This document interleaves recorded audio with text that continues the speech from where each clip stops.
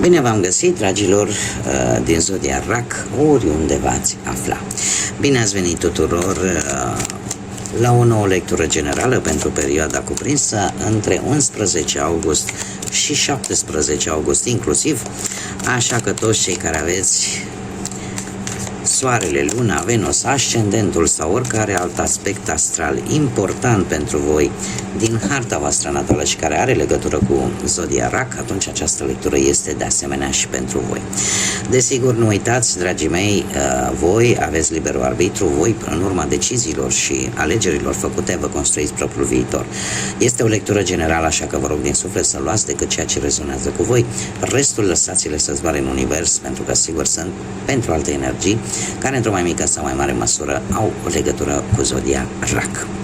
Și pentru că tot mi-au ieșit aceste două cărți, e un mesaj care trebuie să ajungă la unii dintre voi, un mesaj care îmi vorbește de o reîmpăcare, o reconciliere,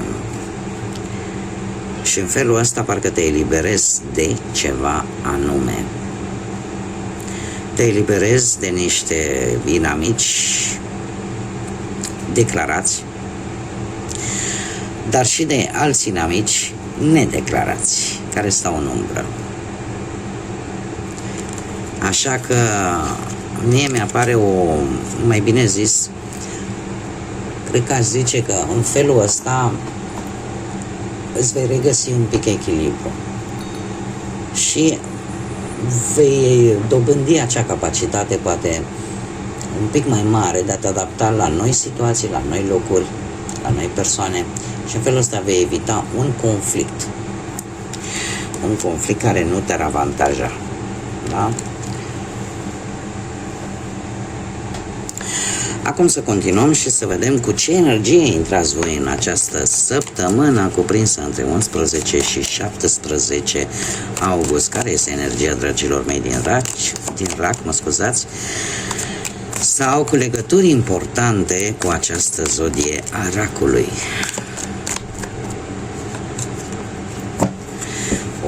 O energie foarte bună, aș spune. O energie plină de înțelepciune, o energie tolerantă, sentimentală, înțelegătoare, o energie blândă, dar în același timp o energie foarte diplomată în a rezolva conflicte.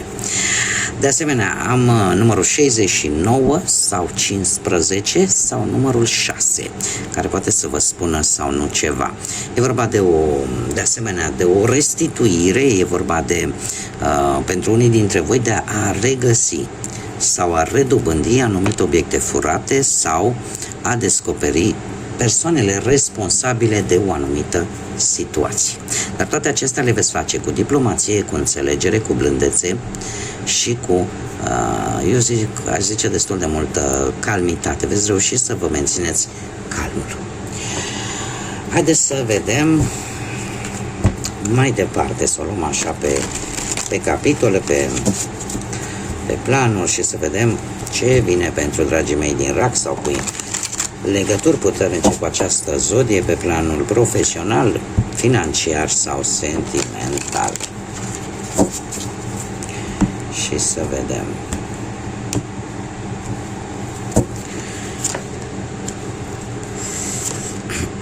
Da, se pare că,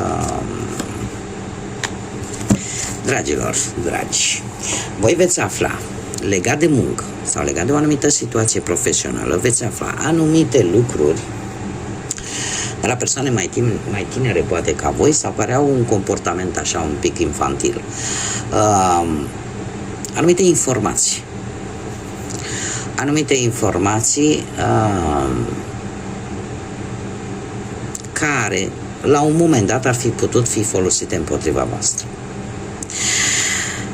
Zodiile de aer, Gemeni, Balanță, Vărsător, sunt foarte pregnante în acest mesaj. Pot avea sau nu legătură, da, pentru că totuși e o lectură generală, eu îmi fac datoria să vă spun.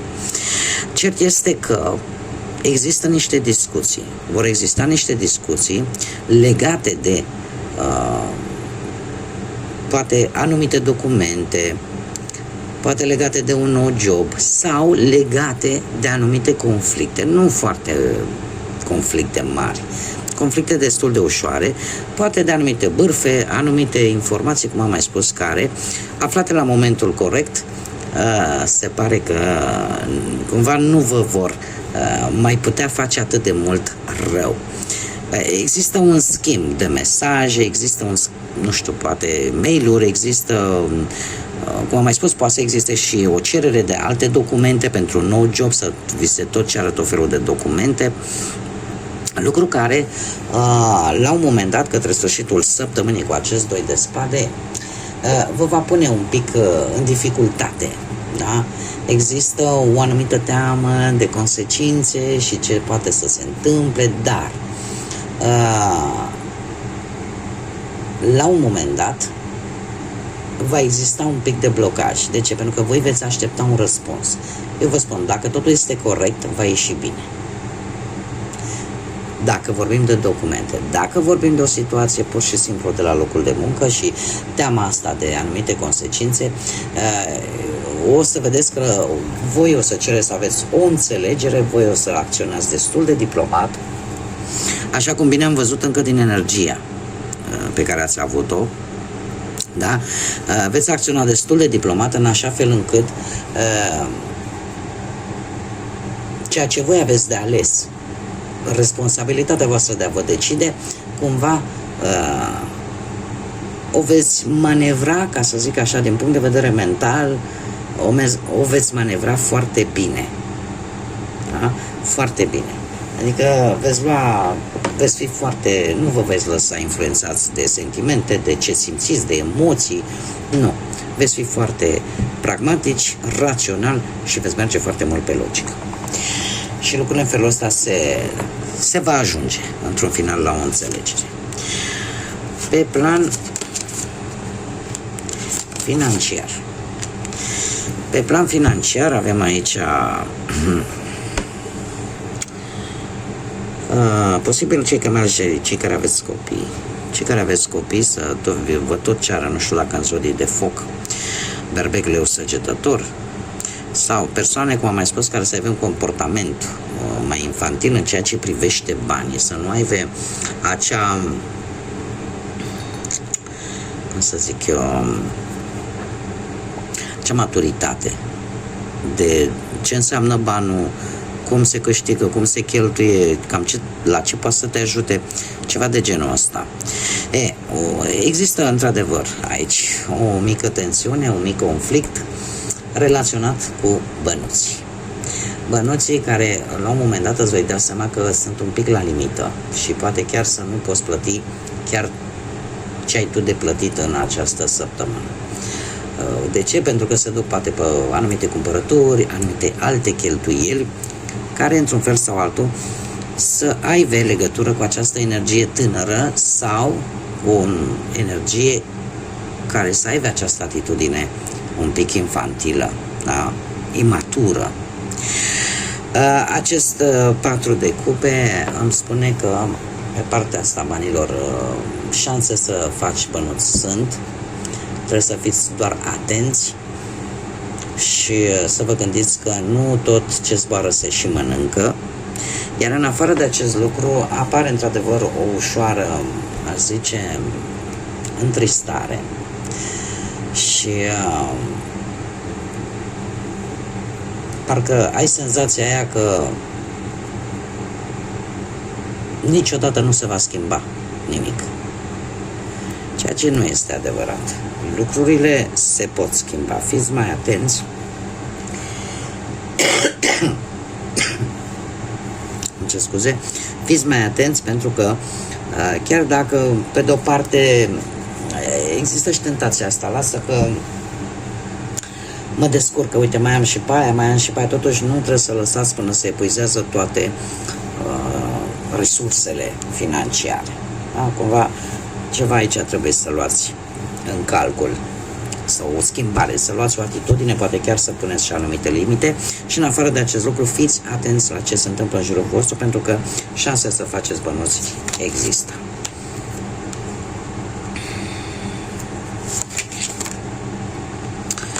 Haideți să vedem pe partea asta sentimentală pentru cei care sunteți deja într-o pereche. Bun, cei care sunteți deja într-o pereche, viața voastră sentimentală. Nu știu dacă zodiile de foc vă spun ceva, berbec, leu, săgetător, poate să fie vorba de perechile voastre sau să aibă o conotație, să vă spună ceva. Avem Marea Preoteasă, dragilor. Săptămâna începe cu o perioadă destul de magică în relația voastră. Există foarte multă sensibilitate, există, eu aș spune mai degrabă că chiar dacă sunt anumite lucruri pe care voi nu le spuneți, sunt anumite lucruri care le țineți pentru voi, chiar dacă nu vă convin, dar considerați voi că e înțelept, totuși țin pentru mine. Această regină de bâte poate fi reprezentată de către perechea voastră, o persoană energică, o persoană dominantă, o persoană care insistentă și care de fiecare dată îi place să fie cumva în centrul atenției așa și are așa un magnetism aparte. Pe partea asta sentimentală în relație se pare că cumva fiecare încearcă să pună câte ceva, să contribuie cu ceva la relația voastră. E posibil și aici nu pentru toată lumea, desigur, ca un copil să întărească relația voastră sau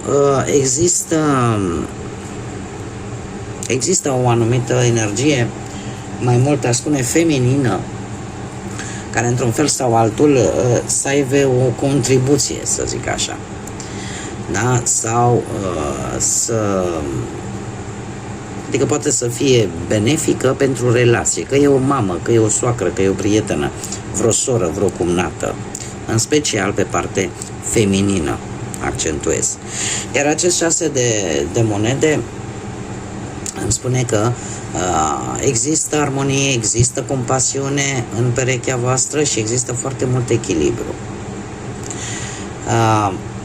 Cumva fiecare primește și dăruiește la rândul său, dar de asemenea, cum am mai precizat, dacă perechea voastră nu are legătură cu zodiile de foc, e posibil ca o energie de foc să aibă și un liant pozitiv în ceea ce privește relația voastră. Mergem mai departe. Cei care sunteți singuri, dragilor, viața voastră sentimentală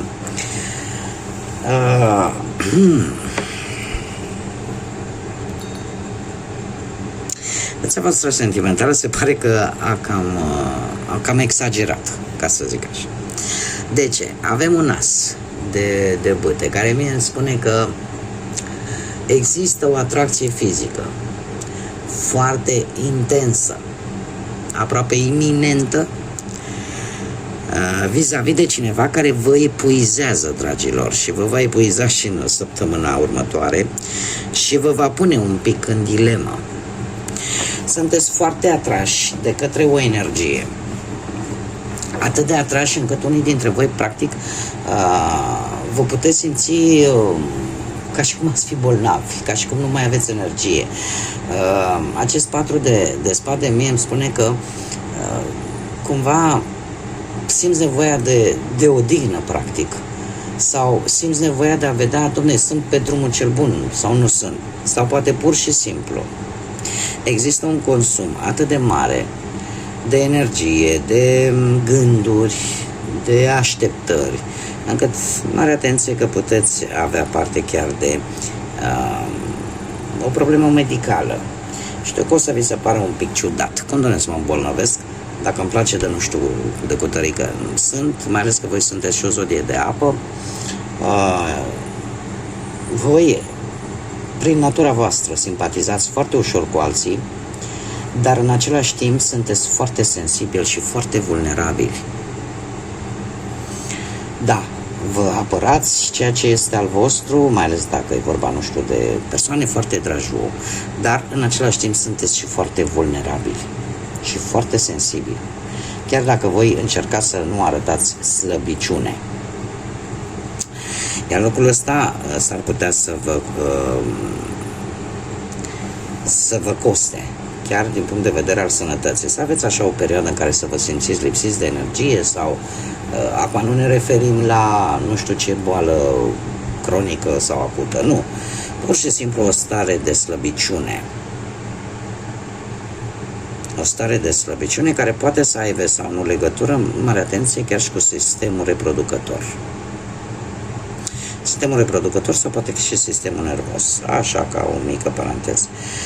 Sfârșitul de săptămână vine cu un doi de monede care îmi spune că cumva apare această necesitate de a te echilibra și probabil că vei acorda mai multă atenție pe ce este mai important de moment.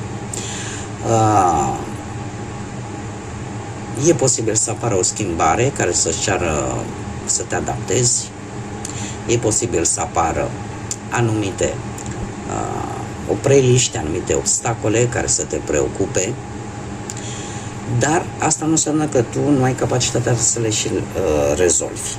Da? Adică nu e ceva ce tu nu poți rezolva, chiar dacă apare această problemă ușor medicală. Nu e ceva peste care să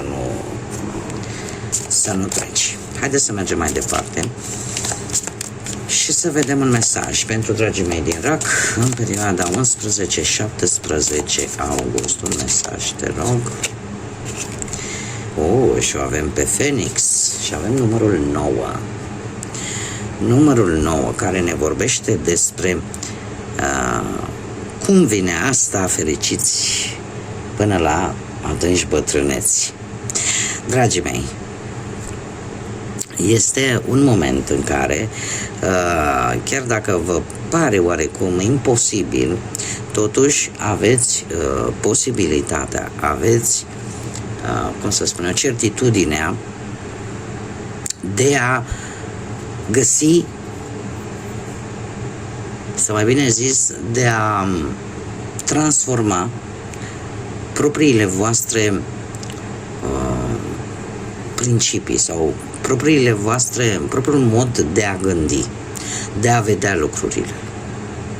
În sfârșit, puteți să spuneți, domne, ceva se termină, dar sunt sigur că eu din acest capitol care se termină, pentru că l-avem și numărul 9, care mie îmi spune de finalizări și în același timp de acea necesitate de a închide anumite capitole din viața voastră și de a vă pregăti pentru noi etape. De fapt, asta simbolizează, nu, pastărea Phoenix, atunci când arde și se transformă în cenușă, de fapt, ea a terminat o etapă, a terminat un ciclu din viața asta. E cam așa, probabil că sunteți și unii dintre voi și în sfârșit puteți să spuneți cum e treaba asta cu fericiți pentru totdeauna, sau pentru că toată viața este o transformare permanentă. Nu putem să zicem că cum am gândit acum niște ani în urmă, gândim poate în acest moment, nu? Pentru că experiențele care au venit ne-au învățat câte ceva, dacă am fost dispuși să învățăm și să luăm acele experiențe cu înțelepciune, sunt sigură că și eu aș putea să zic că nu mai pot să zic că mai gândesc la fel cum am gândit acum 20 de ani sau poate chiar cum am gândit acum un an. Pentru că experiențele ne schimbă modul de a vedea lucrurile și, în general, se spune că de-a lungul vieții căpătăm mai multă înțelepciune. Așa că e o transformare pentru voi, dar e o transformare benefică, chiar dacă poate nu o vedeți în acest moment. Bun, dragilor, cam atât am avut pentru voi. Se pare că sunteți cea mai lungă lectură de până acum, dar nu-mi pare rău. Eu mă bucur să pot să vă dau informațiile și mesajele pe care mi le transmit cărțile. Bun, dragilor, până data viitoare, când ne vom reîntâlni la o nouă lectură, eu vă doresc să aveți parte de tot binele din lume. Mulțumesc tuturor pentru sprijinul acordat în dezvoltarea acestui proiect. prin intermediul like-urilor, comentariilor și distribuirilor voastre și, desigur, mulțumesc tuturor și bun venit celor care sunteți proaspeți abonați ai acestui canal. Continuați cu acest sprijin, este foarte important, el mă face să merg înainte și să creez conținut pentru voi. Până data viitoare, așa cum am mai spus, numai bine, să aveți parte de multă înțelepciune, de multă liniște și de multă sănătate. Așa că, dragilor, până la o nouă lectură, să fiți iubiți!